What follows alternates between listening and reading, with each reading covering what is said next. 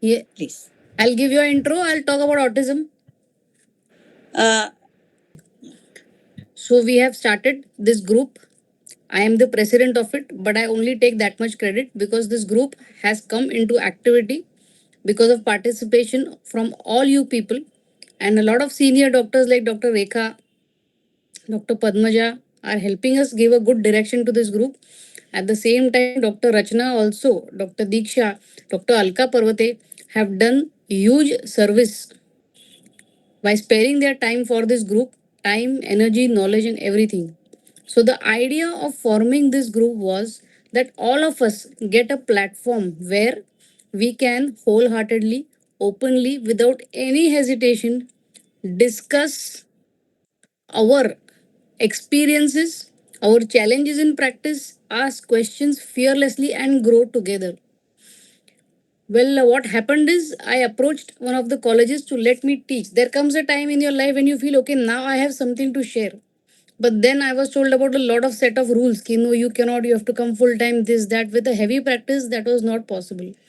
Then I approached an institution which conducts lectures, but they had their own agendas. So then I realized that after writing a book, after having so many videos and a good amount of practice, if I have to go through this struggle to be able to share knowledge, it's not like I'm going to get any money for it, right? Still, there is so much struggle. So then, why not make a platform where anyone, absolutely anybody who wants to come and say their experience or come and ask a question, get a platform where we all benefit. This is just like Sabka Saath, Sabka Vikas, which is done absolutely selflessly with the only motive that as we grow, homeopathy grows, as homeopathy grows, we grow. And that is the motto. All of us are one. We are equally important in this group. Yes, so I encourage all of you to come forward and share your knowledge, share your experience, and ask your questions and learn. See, I have been a very, what should I say, a smart student. I used to always attend the lectures of seniors because then I would get their experience of 20 years in flat 2 hours. See, it's like taking the nectar. So, juniors or people who are just into practice should never miss these lectures because they will not make the same mistakes which we have made. If we took 5 hours, 5 years to reach a certain amount of practice or earning in practice, people who are after us should take less the time because they have our experience, the way our teachers expected from us. So please make the most of this. Thank you, ma'am. Please start. Thank you, dear Dr. Vaishali. It has been very nice words. And yes, a little bit into my journey. Like I started with Iconic Woman, just like Dr. Vaishali invited. I was little hesitant because, as she told, there will be so many groups with so many intentions. I don't know whether it matches with our group. So and then I took a chance and it turned out to be a wonderful experience till now, and I hope it will be still more in coming years because the potential of this group is enormous. Because we women we don't understand the power we have got because we are having so many things to take care of, family or our even small nowadays. Women are so smart, they will like micromanage everything, right? And then they take care of their kids and they make them into very valuable citizens of the country. They have so many responsibilities, other things. When we come together, na, our collective power will be very, very bigger, and that is happening by Dr. Vaishali's efforts. So I'm so glad to be connected with all the women of Bharat. And now into our series. See, it started with Dr. Padmaja's. Everyone was asking why we are here, what is going on, and that so many things because it is very early days, right? And then everyone was little clueless. We had no plans yet to come up with what to do and all. And then Dr. Padmaja ma'am, she took over. She started the daily sessions, and it was such a wonderful thing. We got a way. This is the way we can connect with women. they can, women doctors, they can also get benefited, and they get empowered with the knowledge, so that they will have little easier in their practices, because they have so many other things to take care, right? And then it started. It has been wonderful. We conduct. Dr. Padmaja ma'am spoke about PCOS and infertility. That's a wonderful series. It is available online. And then I did on cancer care. And then now it is an ambitious project of connecting experts as well as doctors and those who have uh, wonderful cases of autism to share here. It is an open to all platform. People have doctors. You have any ideas, suggestions, or anything about autism related to autism? Definitely, please share with us.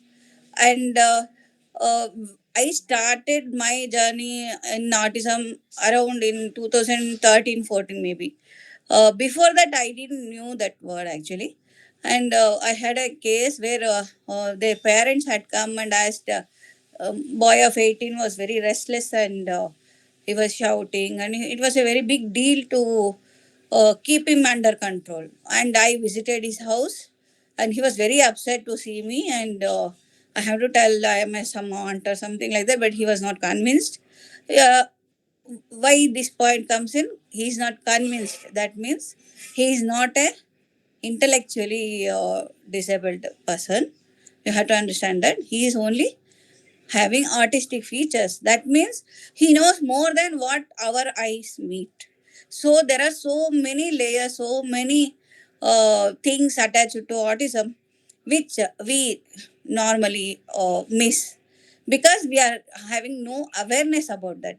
So autism awareness in a way, see, so many people talk about so many things, vaccine injury, that, this and all, but the problem is here.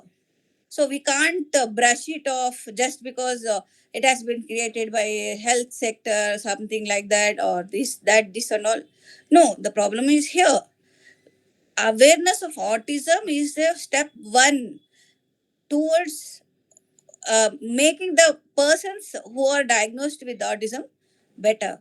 And in that journey, especially for doctors, especially for homeopaths, we are the one who can transform the lives in so many cases.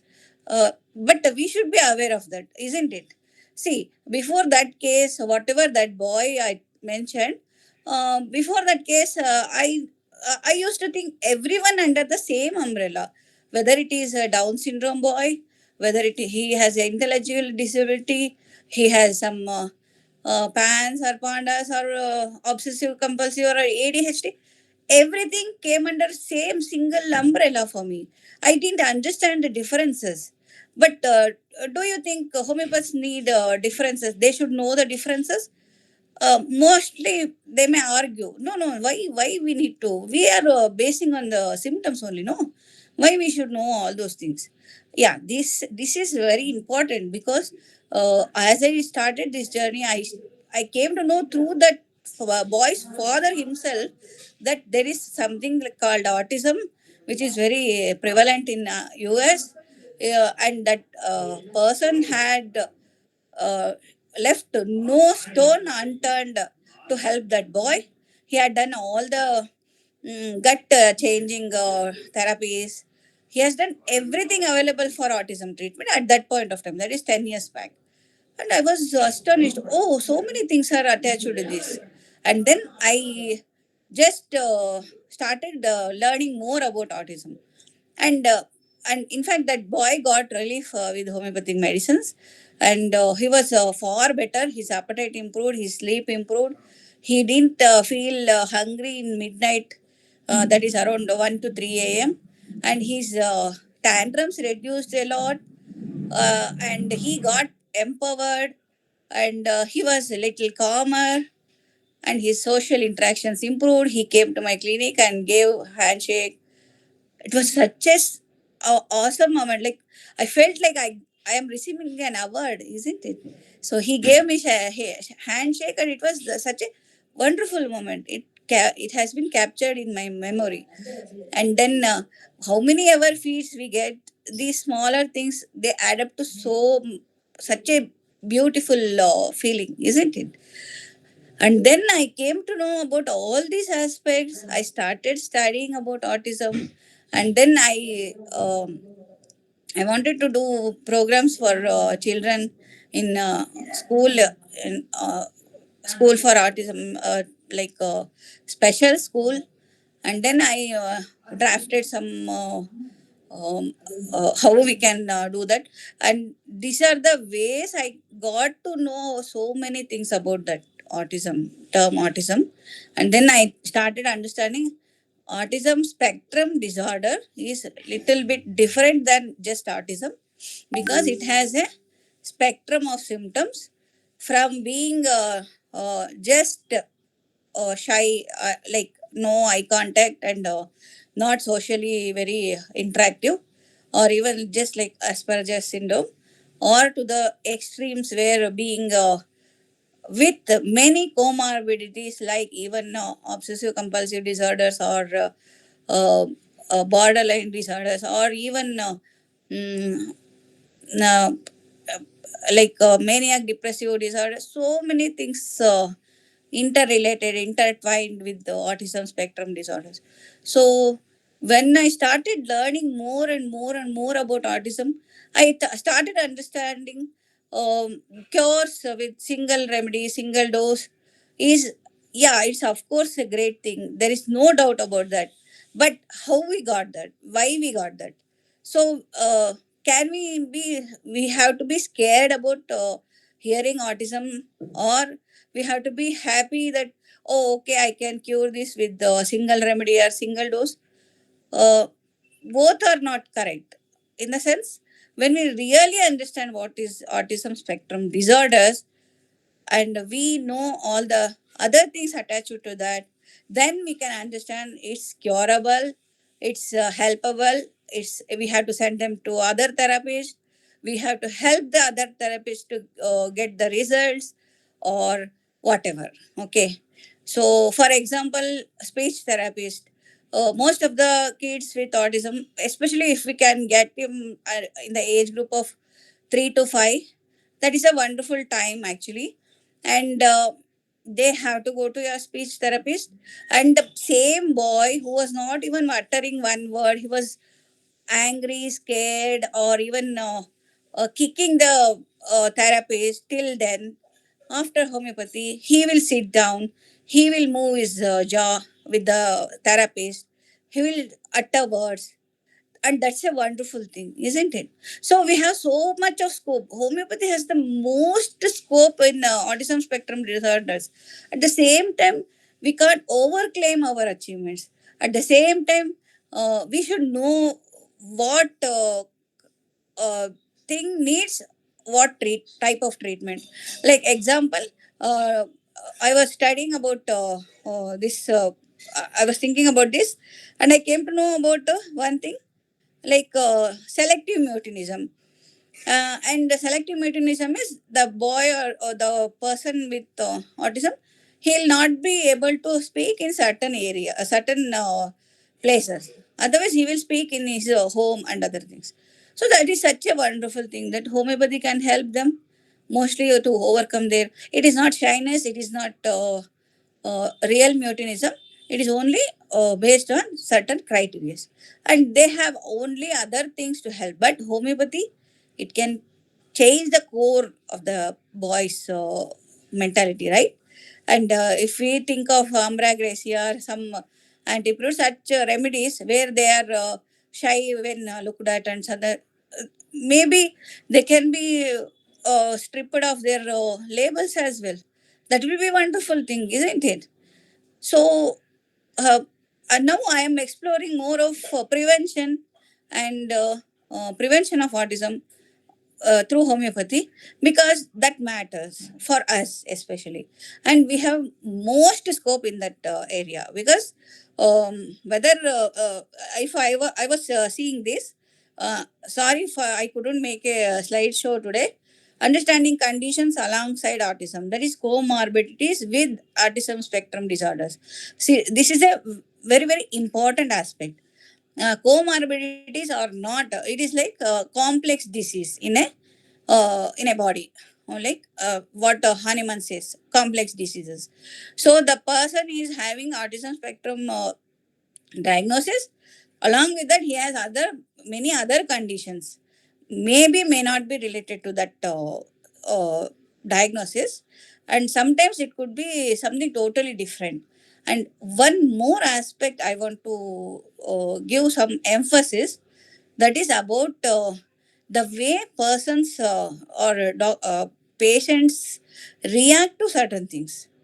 I have seen that, especially in persons who have skin disorders, they receive some treatments, mostly steroids, and then they will get into diagnosis of schizophrenia. I have so many times I have seen. Uh, can I say that every person who receives steroids or suppressive treatments for his skin condition ends in schizophrenia? No, that is not the thing. They may have that same skin trouble for 20 years with all the topical applications. So that is each individual's reaction to the treatments they receive, isn't it? So that can happen even without treatment also. They can end up in some major health issues, major psychiatric issues, even without receiving any treatment. So we can't even, there is no way we can blame something. But the thing is, it only shows the level of health of the person who is reacting so deeply to a external application or whatever treatments he is receiving. So that I can say.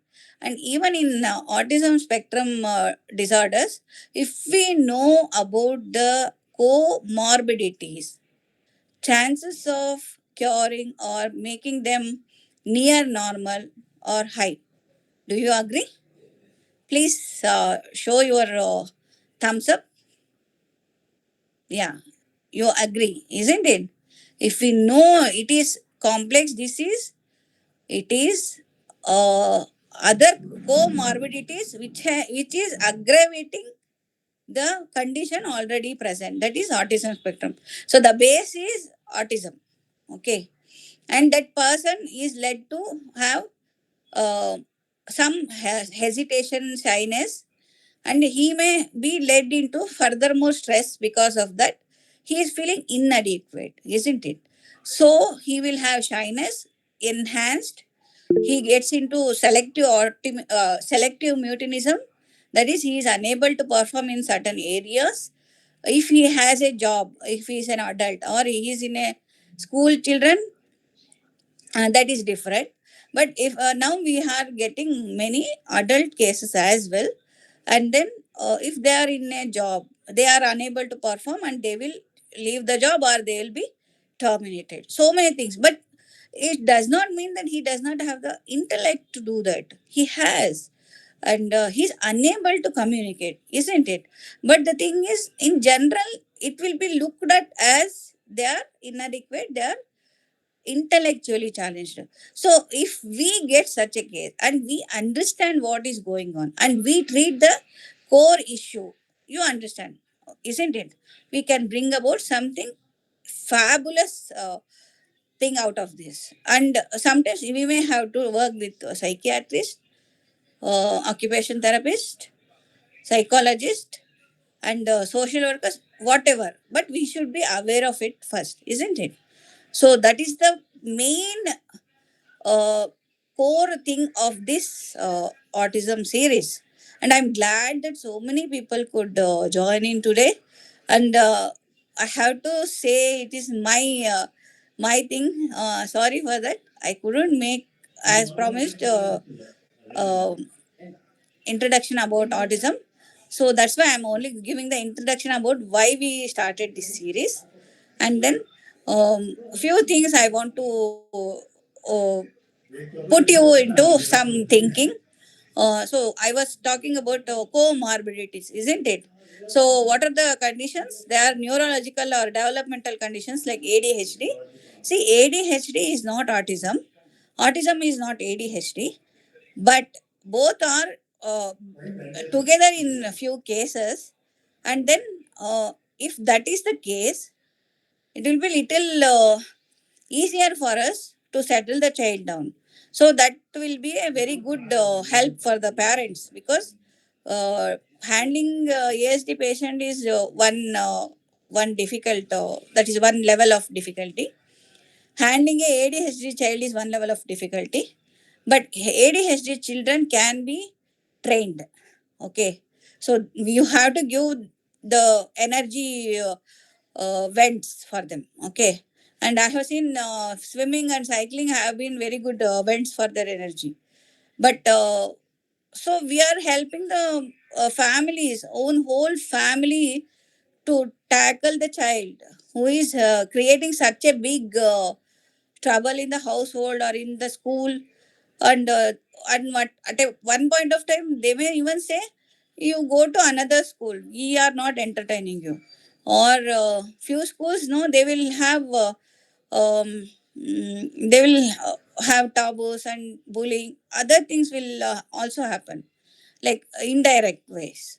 So the parents have themselves have to feel very bad, very dejected, and they may have to try to shift the child to some other school. So those things also happen so many times.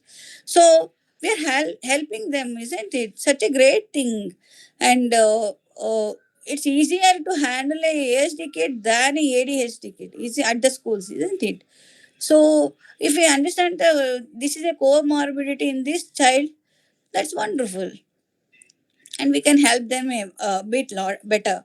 And then learning disabilities, we have an expert on our board, and Dr. Anuparani never ever miss her session.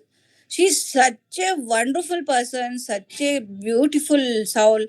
She has been with us, and she has been so uh, readily giving. You have to have a very big baskets to get knowledge from her. And she was telling 1 hour is very less for me. I am planning 2 or 3 days, or how many days she can accommodate in her busy schedule. And you just read her bio, and it's very brief actually. It does not have all the things, and you will understand what she is. So learning disabilities and wonderful things she has achieved with homeopathic addition. And intellectual disability, yeah, this area maybe not much, but definitely I have seen patients IQ has been stabilized and stabilized, improved, not going down. Yeah.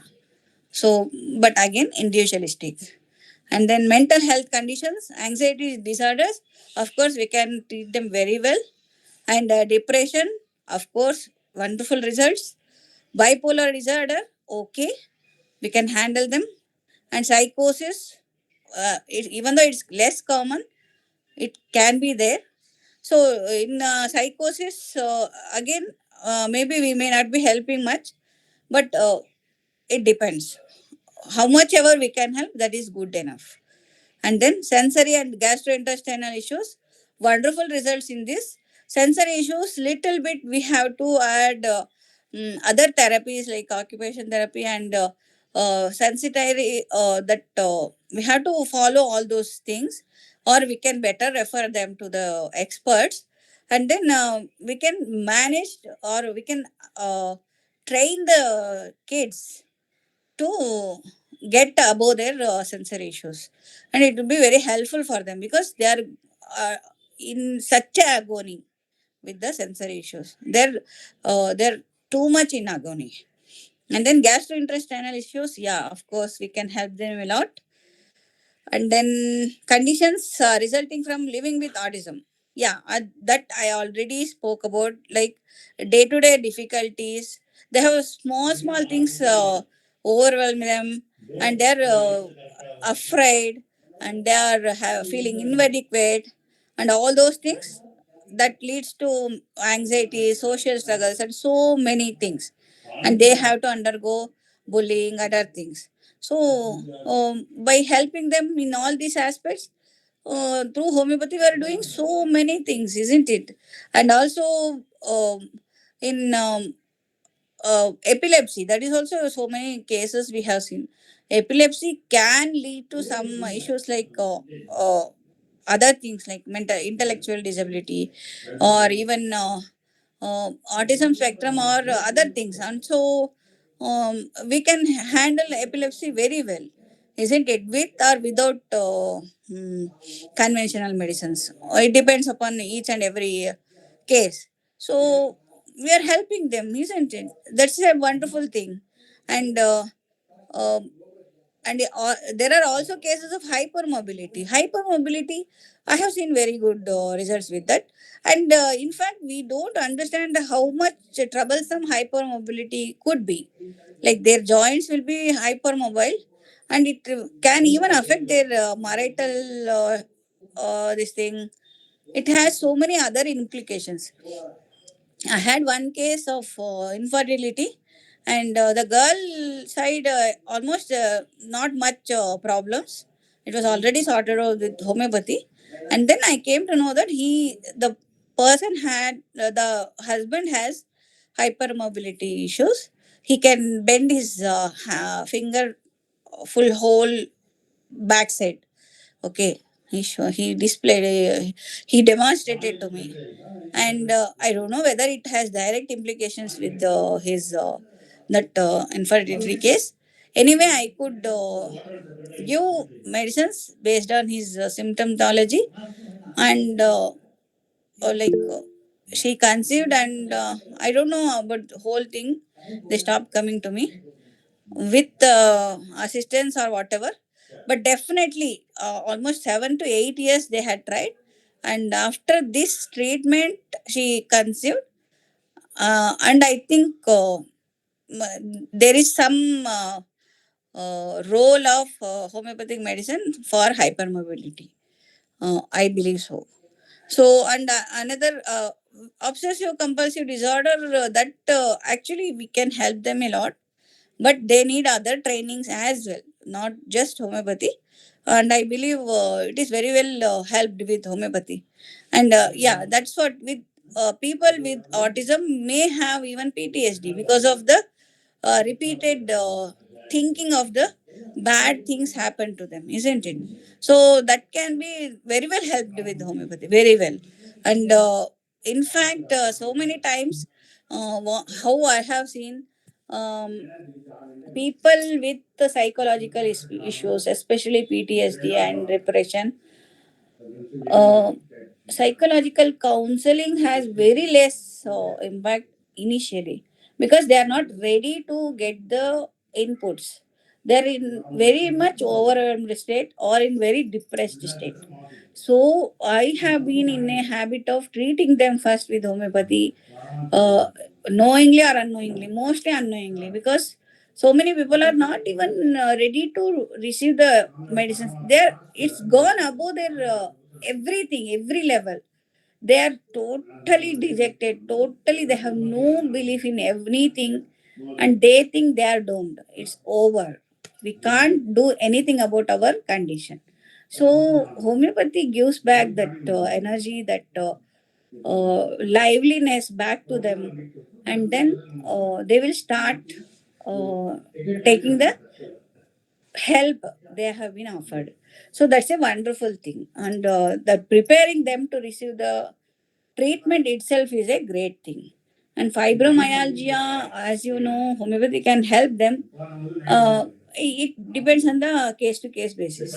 So in girls, they have premenstrual dysphoric disorder, and so many other things are related comorbidities with autism, because they are normal human beings with the autism spectrum, and they have all the diseases what every normal individual gets, and they have more challenges because they have some feeling of inadequacies, and that is mm, further enhancing their problems. So now we are here to learn about the many aspects of autism spectrum, And in PANSS, PANS, and PANDAS, PANDAS.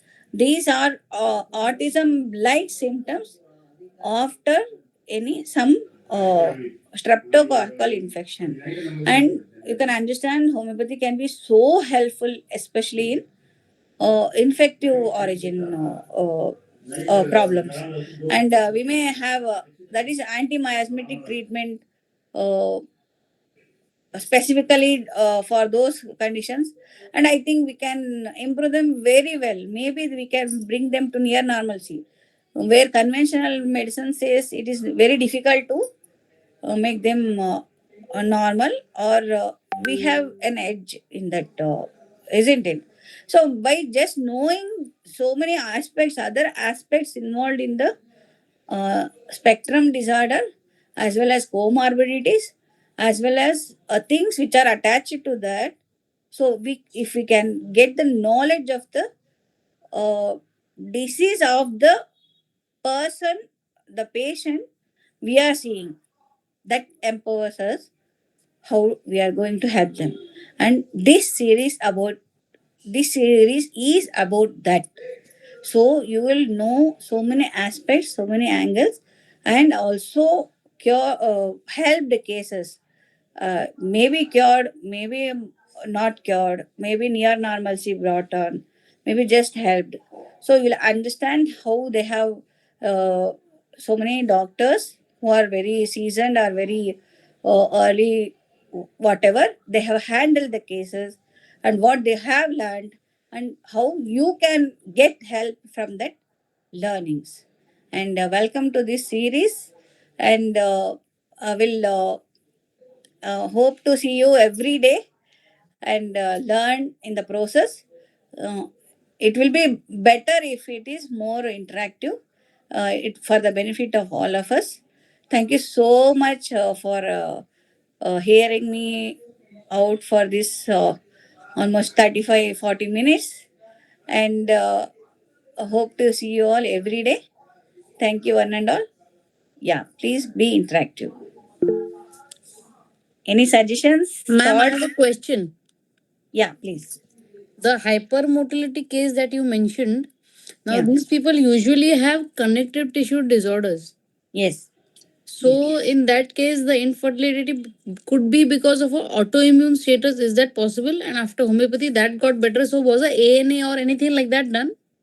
Yeah, that case, no, ANA was not done.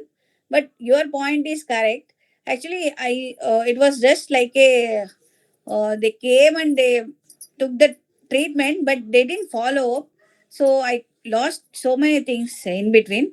But I could just connect because since so many years, he didn't have the they were having that issue, and it got solved after the treatment. Maybe one aspect, I thought. But hypermobility issues, I have been seeing them, and it is commoner than we usually see, and it is a connective tissue disorder, as well as whatever you say is correct, it is an autoimmune also. Yeah, that is a uh, correct, right thought, I think. Thank you, ma'am. Yeah, thank you. Any other thoughts, suggestions, questions you have? Thank you, Rekha madam. You have started a very Thank good you, ma'am. discussion and series now. So Yes. hope everybody will join and share their Yes. cases also. I Yes, ma'am. request all the people, Hmm. don't please post the cases in the groups, because we doctors generally won't have that much of time to look after that one. Yes, So ma'am. whatever case is there, just please discuss it in the group, one to Yes. one basis, so that Yes. everything will be solved here, and there the purpose will be solved. Thought. And Yes. if any good cases are there with our doctors also, they can share Yes. when there is an open platform. In between, we will keep one open platform also, madam, one day, Yes.